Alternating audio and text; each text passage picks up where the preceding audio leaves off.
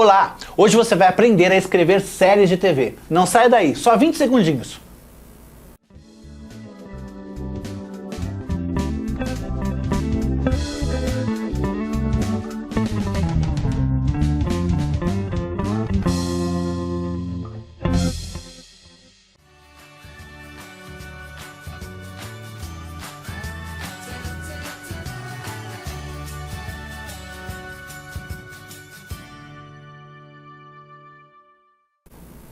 Olá! Seja bem-vindo ao Em Contexto, um programa que traz semanalmente entrevistas de cultura e entretenimento sobre literatura, quadrinhos, cinema, TV e cultura pop.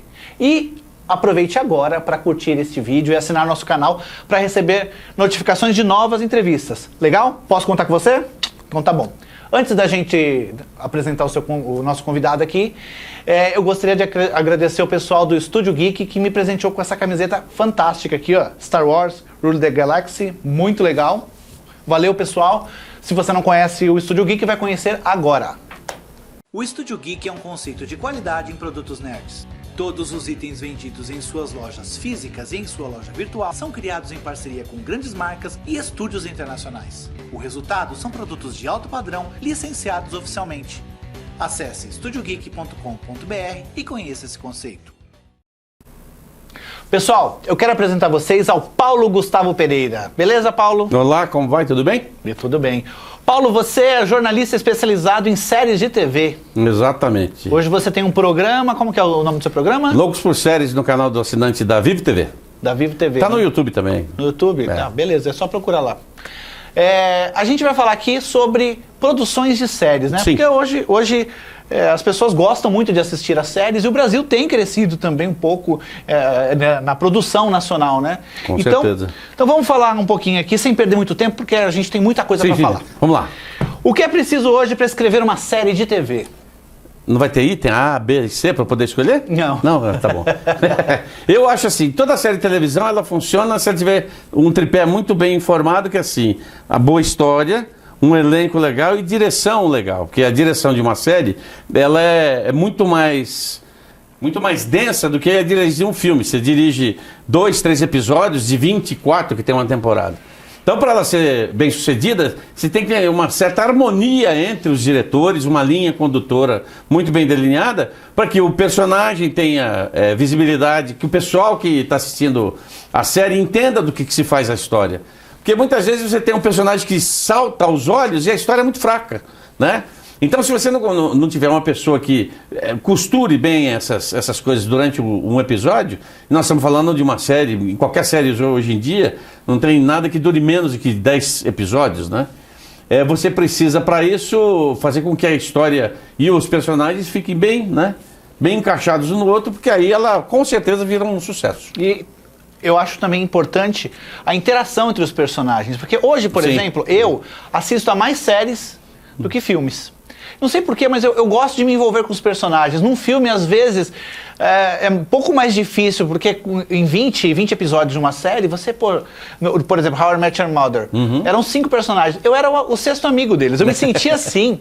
Então eu gosto muito disso, né? Então eu acho que, acrescentando o que você falou também, a interação entre os personagens é importante. Então, você citou uma série que é interessante, assim, eu comecei a assistir essa série depois da 3ª temporada, porque às vezes não dá para assistir desde o começo e tal. E eu fiquei fascinado, porque aquilo me parecia, sabe o que? Um Lost da comédia. Por que tinha negócio de ir para o futuro, voltar para o passado, ficar no presente, costurar essas 3 coisas? E o trabalho de roteiro, para poder fazer um negócio bem humorado e com essa pegada, requer, e aí é a grande pegada de uma série americana, mais do que uma cabeça, né? Então tem às vezes 5, 6 roteiristas que trabalham um episódio e tem um cara que costura todas as ideias. Então, por isso que, por exemplo, esse seriado durou 9 temporadas, apesar que o último episódio muita gente não gostou. Eu também não gostei, mas é porque os personagens, as histórias são bem costuradas. Né? Realmente mesmo. Vamos lá, vamos pensar assim. Eu tenho uma sitcom, uma ideia para uma sitcom. Sim. Né? Como é que eu posso desenvolvê-la? Bom, vamos pelo básico. Você tem que ter a sitcom, você tem que ter... Qual que é a ideia? A ideia é construir uma série sobre um jornalista que perdeu o emprego e resolveu todos os dias ir na Praça da Sé vender figurinha de super-herói. Não é autobiográfico, não, né? Não. E em cima disso ele cria situações, porque, quer dizer, essa é a ideia principal. E lá na Praça da Sé, todo dia acontece alguma coisa diferente com as pessoas que estão em volta dele. Então você tem o quê? Você tem a situação da história, o personagem e os personagens em volta. Como é que isso vai se transformar numa série? O que vai ser de importante para você desenvolver para que a pessoa continue assistindo? Ó, se o personagem principal tem uma história de vida e de interação diferente do que você conhece, já é um bom começo. Depois você tem que fazer com que os personagens que em tese são secundários virem personagens principais cada vez que estiver com esse personagem principal. Então ele não fica só o cara que abriu a porta e falou: olá, bom dia, felicidades, hein? Fechou a porta e todo mundo... Não, ele tem que trazer alguma coisa importante dentro da história, tá? Porque o grande... Existe o protagonista da série. Exato. E o protagonista de cada episódio. Exatamente. E tem... Não, o protagonista de cada episódio, eu digo assim, às vezes são 5 personagens, como no caso How I Met Your Mother. Mas tem um episódio que quem se destaca é o personagem do loirinho, eu sempre esqueço o nome dele. O loirinho, o Barney Stinson. O Barney Stinson. De repente, o episódio é só dele. E os outros são coadjuvantes. Isso é muito comum acontecer, por exemplo, nas séries mais de drama, porque o personagem principal, o ator que faz o personagem principal, às vezes quer dirigir algum episódio. Então, nesse episódio especificamente, o personagem dele aparece pouco porque ele está nos bastidores.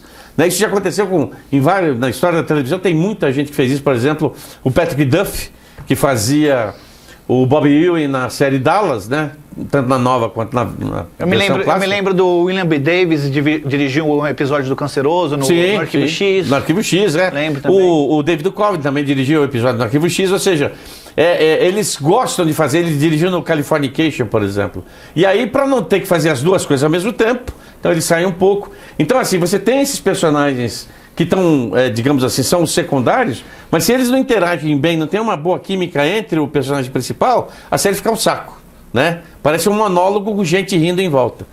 Eu acho que assim, a base da estrutura está mais ou menos nessa ideia. O que tem em uma série que você não recomenda que as pessoas façam? Por exemplo, eu quero escrever agora uma série, então o que você me recomendaria? Não faça isso, que você não gosta de certas séries por aí. Olha, você falou um negócio interessante, a diferença básica do cinema para a televisão é que na televisão você pode esmiuçar mais os personagens, você pode construir personalidades mais fortes, principalmente a partir da segunda temporada, né? Porque você sabe exatamente o que o cara quer e tal. Uma coisa que me incomoda às vezes em comédia é o personagem que é sabichão, ele sabe de tudo. Ele é o personagem do Charlie Sheen no Two and a Half Men. Ele é o cara que sabe tudo, a punchline sempre em cima dele, o outro é só uma escada para ele fazer as piadas. Aí você fala que então a comédia não está o personagem principal não interage com todo mundo. Então ele fica em cima da plataforma. Quem vier ele solta uma piada. Isso me incomoda. Da mesma maneira que se não tivesse uma boa interação legal no House, por exemplo, o personagem do House, ia ser um saco ver aquele cara prepotente, tirando um sarro de todo mundo que não entende o que ele está falando. Quer dizer, o personagem ele tem que ser um personagem que você, mesmo ele sendo do mal, né, você goste dele, porque a personalidade dele dentro da série é forte. Né? Se você tiver um personagem que é só do mal, e no mal eu estou dizendo assim, ou ele é muito histriônico, ou ele é um cara... arrogante demais, esses personagens tendem a sair das séries. Entendi. A gente vai falar um pouquinho mais sobre esses personagens, mas assim, em estrutura, o que mais você não recomenda que se faça, por exemplo? Na comédia, o básico de uma comédia... Não, pode ser outros, não precisa ser comédia. Eu falei sitcom no começo, ficou... Você sabe que é muito difícil de você definir isso, porque, por exemplo, num drama, você precisa estabelecer... eu acho que é mais fácil explicar da seguinte maneira. As séries evoluíram muito dos anos 50 para cá, tá? Era muito comum você assistir um seriado em que o episódio acontecia uma determinada coisa no episódio, mas nunca tinha referência ao que aconteceu.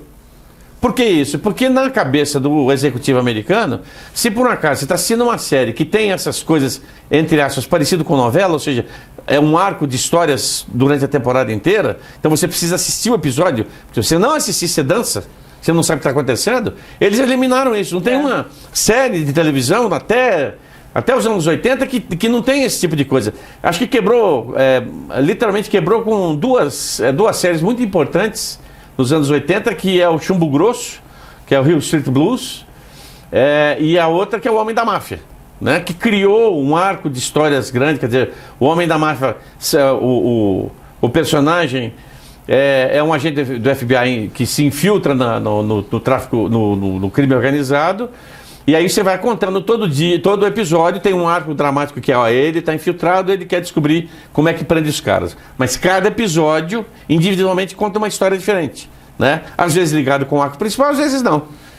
E isso acontece mesmo na comédia. Então, quando você... Hoje em dia, todas as histórias, de um modo geral, né? Inclusive algumas já produzidas aqui no Brasil, elas têm esse arco dramático, esse cenário principal, porque se não tiver, a pessoa não interage como interage com novela. Então, deixa eu pegar um exemplo aqui, porque eu acho que esse daqui é um pouco emblemático. O Arquivo X. O Arquivo X tinha a mitologia principal. Sim. E tinha os monstros da semana, que se chamavam. São aqueles episódios com começo, meio e fim que não tinha a ver com a mitologia principal, com aquela do ET e tal, esse tipo de coisa. Essa mitologia principal, na realidade, ela é que nem o monstro da semana. O que era importante na história é a conspiração, né? A conspiração do Sindicato das Sombras. Então, um dia na conspiração, você assiste um episódio em que existe a conspiração e você não sabe que é o último episódio da primeira temporada. Acontece um monte de coisa, ele vai atrás, a Scully ajuda, não sei o quê, e aí, no final, você olha, fecharam o Arquivo X. Falei, caramba, e agora? Aí você tem 3 episódios da segunda temporada que vai demonstrar na prática com episódios que não tem nada a ver com a conspiração principal, que vale a pena assistir a série.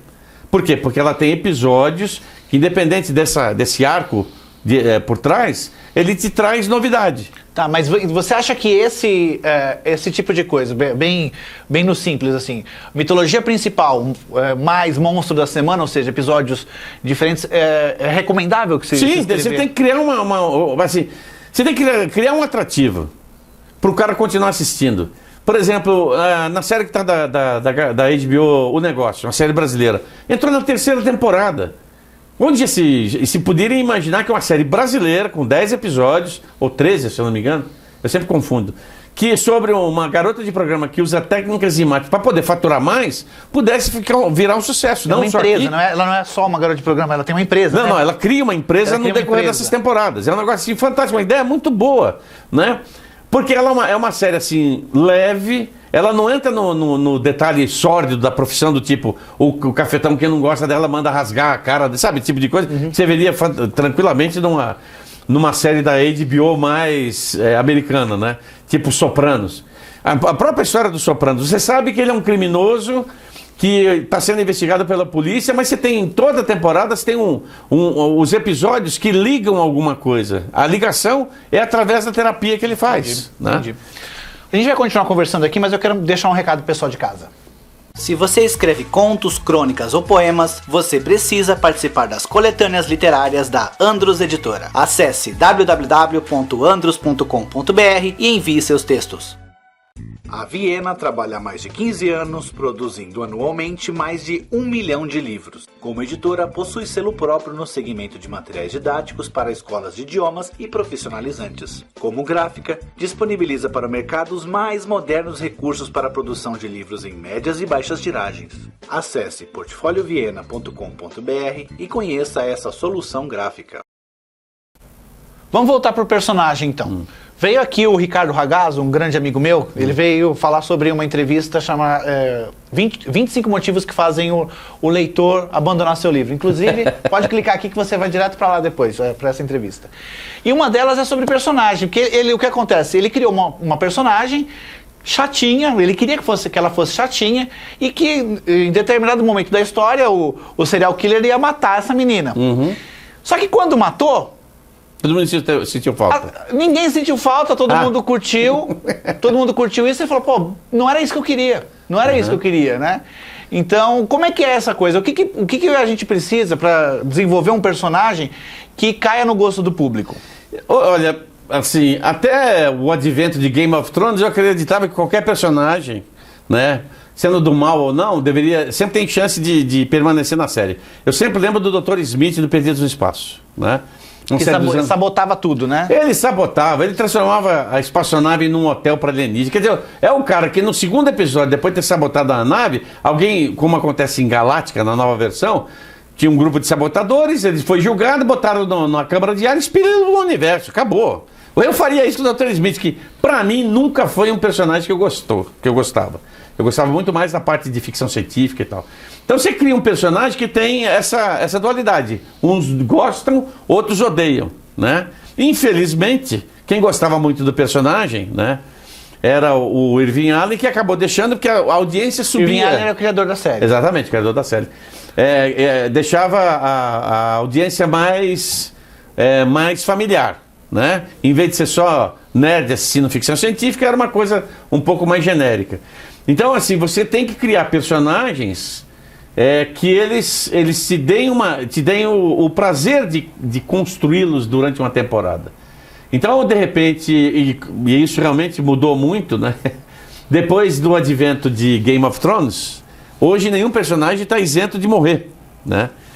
E quando, por exemplo, cria-se determinadas estruturas numa série para matar um personagem numa série convencional, né? Aconteceu recentemente na série The Good Wife, que é uma série que passa na CBS americana, Universal Channel aqui no Brasil, em que um dos personagens principais é morto no meio do episódio, porque ninguém sabe o que está acontecendo. É num tribunal, tal, não vou falar porque a série está em DVD e na Netflix dá para acompanhar. Mas o personagem sai da temporada. Às vezes ele sai porque ele quer sair mesmo, né? Às vezes ele não sai por causa às vezes ele sai por causa da narrativa. E o exemplo também é do Dallas. O Patrick Duffy estava com o saco cheio, não estava querendo mais trabalhar, queria fazer direção. Então eu quero sair da série definitivamente. Beleza. Então no último episódio da da quinta temporada, atropelam ele 3 vezes. Blá, blá, blá, blá, morreu, acabou. A série teve um problema na audiência, né? Porque o Bob Ewing era exatamente o balanço entre o bem e o mal com o JR. Então, sem o Ewing, os outros não chegavam aos pés, só tinha maldade no seriado. Então vamos dar um jeito nessa história. Então, na temporada seguinte, ele volta. E da pior maneira possível para uma série. Sonho. Era um sonho. Uma temporada inteira um sonho, cara. Eu falei, não fizeram isso. Eu entendo a justificativa. Não, o bem não pode ficar, o mal, né? Tem que ter balanço na história. Mas falar que foi um sonho, cruz credo, né? Complicado. Há mercado para quem quer escrever séries no Brasil? Hoje começou a ter um mercado muito sério, porque primeiro que tem uma lei que obriga as TVs por assinatura a escreverem, né? Quer dizer, a terem produção local. É óbvio que você tem que passar por uma peneira. Primeiro de tudo, para ser escritor, você precisa ter informação, né? Você não adianta até acho que algumas pessoas conseguem escrever sem muita informação, porque de repente estão lidando com uma coisa que é do dia a dia dela, né? Mas eu acho que é fundamental você ter ler muito livro, ler muito jornal, ler muita revista, dependendo do que você quer escrever. Assistir muito filme, assistir novela, assistir um diabo a quatro. Infelizmente, às vezes hoje em dia, você não consegue fazer isso por falta de tempo, você tem que trabalhar, etc. Mas é fundamental para você que quer escrever, e hoje existe esse mercado. Aos poucos ele vai sendo sedimentado, porque a produção, e é interessante que quando você tem uma produção muito rica em novela, né, escrever para seriado é uma coisa complicada, porque você tem que eliminar todos os vícios e ranços do que você tem em telenovela. Entendi. E eu dou um exemplo de uma série que pecou por causa disso, chamada Animal, uma série da GNT, que era muito bem produzida. Eu me lembro, era com a Cristiana Oliveira e com o Edson Celulari. Exatamente, a ideia é muito legal, o cara tem uma doença genética, né? Ele volta para como é que é o nome? Para a cidade de Natal, onde ele acha que vai encontrar a resposta, né? Que deixa ele, que se transforma, entre aspas, num puma, né? Num felino, num predador de primeira espécie. E a história deveria ser o desenvolver todo o personagem e as coisas, e os personagens em volta.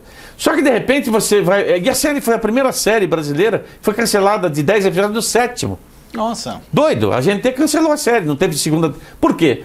Quando você assiste no conjunto da obra os 7 episódios, você vê assim, nossa, isso aqui parece uma novela. E não é isso que a pessoa que assiste televisão, principalmente TV por assinatura, quer assistir. Porque novela já tem na Globo, na Record, de vez em quando na Bandeirantes, na SBT, tem no canal Viva da Globo, na TV por assinatura, tem novela 24 horas por dia, e o cara quer ver uma coisa diferente. Então não é por aí. Assim, escrever novela tem um certo timing, que você pode desenvolver a história, você sabe que se você escrever alguma coisa na sexta-feira, pro episódio de sexta-feira, não vai mudar nada no sábado, vocês vão pegar esse gancho e transformar na segunda, porque às vezes o cara viaja e tal. E na série não, tem que ter estrutura. Tem que ter começo, meio e fim, tem que ter arte, personagens fortes, senão você dança. Tá bom. Só mais um minutinho que agora eu quero que vocês vejam a galeria do Em Contexto. A gente recebeu alguns livros e alguns produtos muito legais. Pode rodar.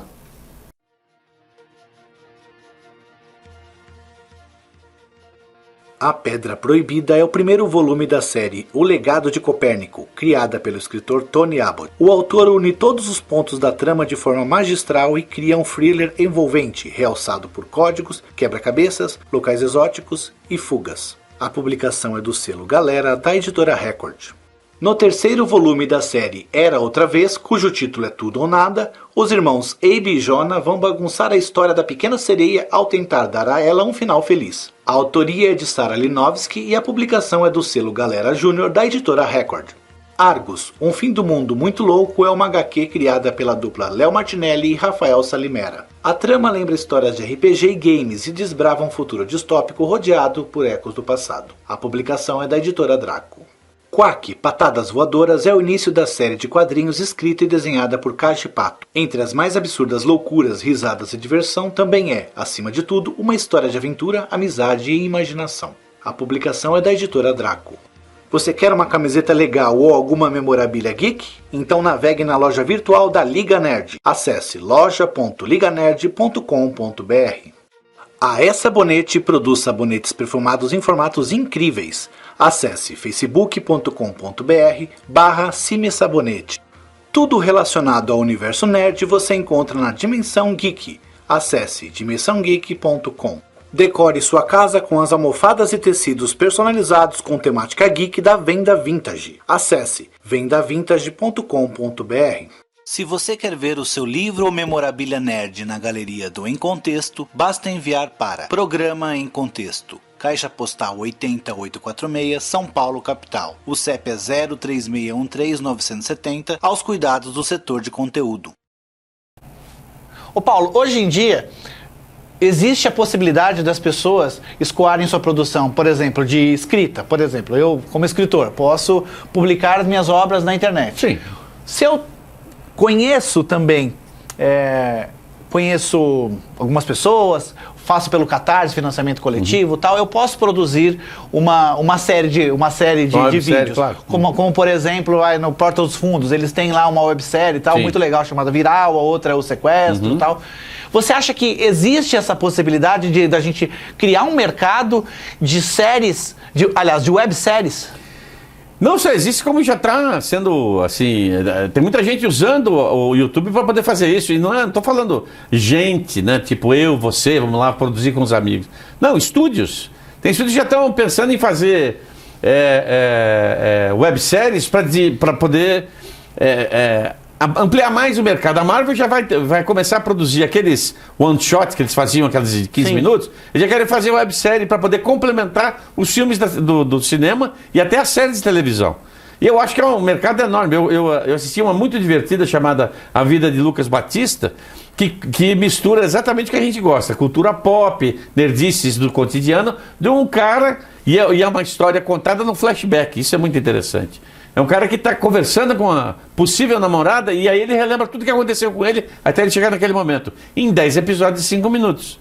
Eu acho, por exemplo, aliás, eu conversando com um documentarista, David Gaynor, da BBC, ele falou que o YouTube hoje, além de ser o melhor lugar para você arquivar a memória audiovisual do planeta, tá? É um ótimo lugar para você fazer experiências dramáticas.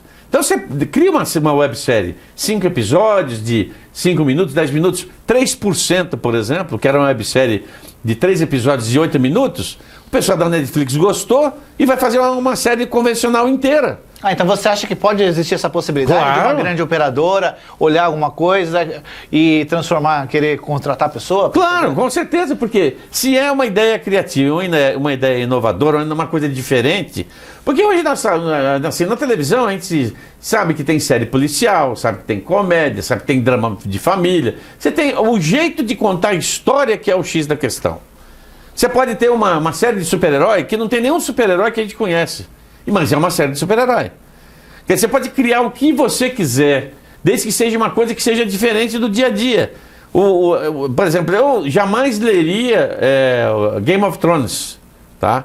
Mas a série me fascinou. Eu jamais leria assim. Primeiro porque é de 96, eu perdi o barco, não li o primeiro. Mas muita gente começou desde o primeiro livro. Alguém, por exemplo, assistiria uma série sobre o dia a dia de uma família aristocrática inglesa e seus empregados no início do século. Downton Abbey? Quem vai assistir? Eu assisti o primeiro episódio e o roteiro é uma das coisas mais brilhantes, cativantes. É uma série tão forte que virou referência de séries dentro de séries. De filme no final do Homem de Ferro 3, que o guarda-costas dele tá lá o Jarvis, né? Tá ali no Jarvis, não. Como é que é o nome do... É Happy, né? O Happy. Tá no hospital. O que ele tá assistindo? Downton Abbey. Pô, porque a série criou todo um elemento narrativo e construiu uma história que é fascinante. É como se a gente tivesse assistido... Não, como se tivesse assistido, não. Você vendo um negócio que não faz parte do seu dia a dia, mas é atrativo. É isso que precisa. Trazer o cara pro seu lado, você tem que criar essa isca, esse gancho. Legal. Vamos lá, vamos rapidinho, assim, 3 minutinhos, eu quero que você me diga séries cujas estruturas são diferentes, mas que fazem sucesso, que fizeram sucesso. Por exemplo, vou fazer as novas, né, que são interessantes. Por exemplo, Breaking Bad, né? Ela começa com parece uma série de humor negro, depois vai virando um drama pesado pra diabo, e é muito boa exatamente por causa dessa mudança. Mad Men. Fazer uma série sobre os loucos homens da Avenida Madison, que é o centro da publicidade americana, nos anos 60, foi uma ousadia fantástica. E que leva a gente conhecer esse universo, que ninguém tinha a menor ideia do que estava rolando, né? A outra série, a maldição do Game of Thrones, que você fica grudado naquela série, torcendo para que no 9º episódio não matem seu personagem favorito. Aí não mata no 9º, mata no 10º, né?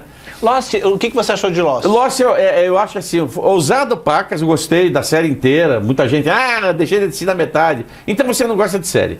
Seriado é assim, você ou não gosta ou gosta, não tem meio termo. Então você vê uma estrutura muito bem articulada, uma série de ficção científica, que tinham esses negócios de flash forward, flashback, muito bem articulado. O final para mim foi, eu não diria surpreendente, mas assim, sabia que no fim ia acabar acontecendo o que aconteceu.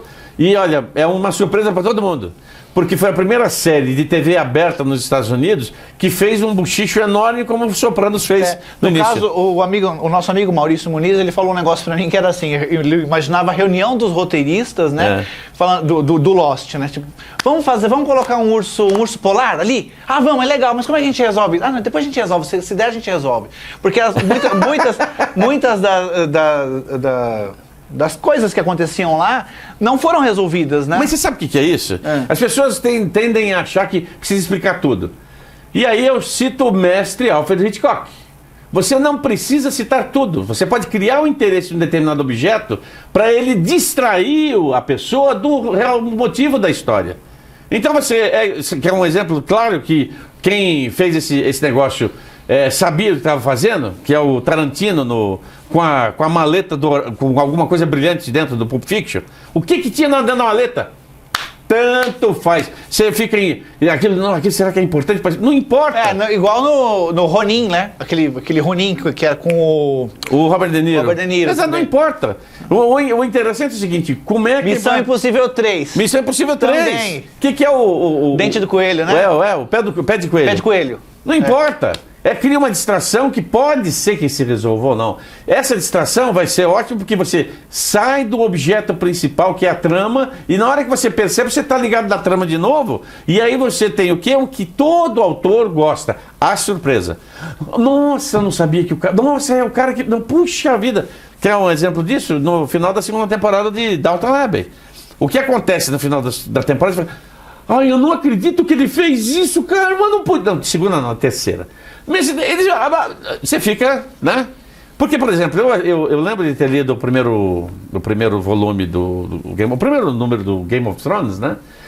E a morte do Stark, né? Que já não era spoiler, porque já tem 6 anos, meu amigo, não causou tanto impacto quando você viu na série. Por quê? Porque primeiro você está vendo, né, o que vai acontecer. E os efeitos visuais hoje deixam você cada vez mais boquiaberto.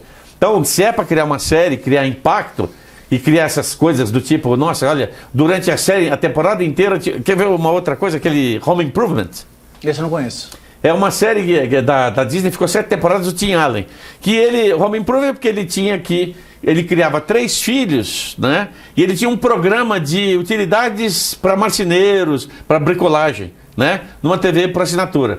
E em casa ele usava o que acontecia ali para dar as aulas de moral, as coisas dos filhos e tal. E tinha um vizinho que o tempo todo, as 7 temporadas que ele apareceu, ele nunca mostrou o rosto inteiro. Ele ficava assim no muro. Então, Tinho, aconteceu tal coisa, não sei o quê. Aí um dia ele está pilotando um avião, um helicóptero, ele está com uma máscara, um óculos de avião. E aí, como é que é o rosto dele? Não importa. Entendi. Entendeu? A gente tá finalizando aqui. Vamos falar um pouquinho rapidinho do Loucos por Séries. Coloca aqui para mim o link. O Loucos por Séries é um programa que eu desenvolvi há uns 6, 7 anos para o canal do assinante da Vivo TV, que era a TVA, depois a Telefônica comprou e virou Vivo TV, onde eu toda semana apresento uma grande reportagem sobre um determinado tema. Então, às vezes temas recorrentes, já fiz 3 programas sobre Game of Thrones, porque a cada temporada tem uma coisa louca acontecendo. Essa semana eu gravei um sobre Lei e Ordem e Unidade de Vítimas Especiais. Então eu faço, ele é reprisado continuamente, a cada 4 horas, durante a semana inteira, até mudar o programa. Ele está no canal do YouTube, né? E é muito divertido fazer, né? Porque às vezes eu vou em alguns lugares meio malucos para produzir, né? Como, por exemplo... No Game of Thrones, eu reuni 2 amigos completamente nerds, vestidos a caráter e vamos lá, mala borgulhas, né? Legal. E você escreveu um livro, como que é o nome do livro? O Almanaque dos Seriados, que eu escrevi, que dá uma geral dos 60 primeiros anos da série de televisão. Escrevi um segundo livro, que é o Almanaque dos Desenhos Animados, né, que é a Animac, que tem todos os desenhos animados, não de cinema, mas de televisão, que foram exibidos de 1950 até 2010. Né? Tem gente que olha assim, eu não sabia que tinha isso aqui. Tem bastante. Quero agradecer a sua presença, foi um bate-papo bem legal. Quero voltar aqui, que você volte aqui pra gente conversar de novo. Com certeza. Obrigado, Tchau. Paulo. Abração. Falou.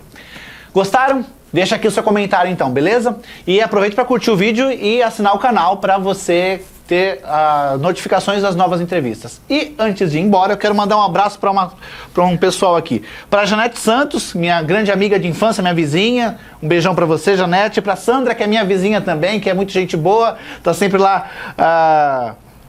É que eu tenho um pouquinho de receio com um vizinho muito legal por causa daquele filme do... Você sabe qual que é? O Bebê de Rosemary, né? Bebê de Rosemary. Aqueles vizinhos muito assim. Não, mas ela é diferente. É uma vizinha muito legal. Pro meu grande amigo Rodrigo Garé Pissarro, da igreja, eu já fui da igreja também. Pro Ander Navarro, que é um autor que publicava na Andros Editora, da qual sou autor. Pra Tassiana Oddi, que trabalha na Giz Editorial, um beijão pra você. Pro Carlos Bizarro, que ele é professor na Quanta, que é professor da minha esposa, ele está ensinando a minha esposa a fazer desenhos, né? Então eu tenho que agradecer bastante porque ela está com um progresso muito grande no desenho. Carlos, abração para você. Para Clau Fogolin, que é uma grande amiga também da internet, eu vi uma vez só no lançamento de livro. Para o Edson Quintana Rossi, que foi meu primeiro patrão, me deu meu primeiro... emprego aos 15 anos, para Leila Moreira, que foi minha professora na faculdade, beijão, professora Leila, e para Li Sabas, que é uma autora que publicou com a gente lá na Andros, tá certo? Pessoal, agradeço a audiência de vocês, espero vocês na próxima entrevista. Tchau!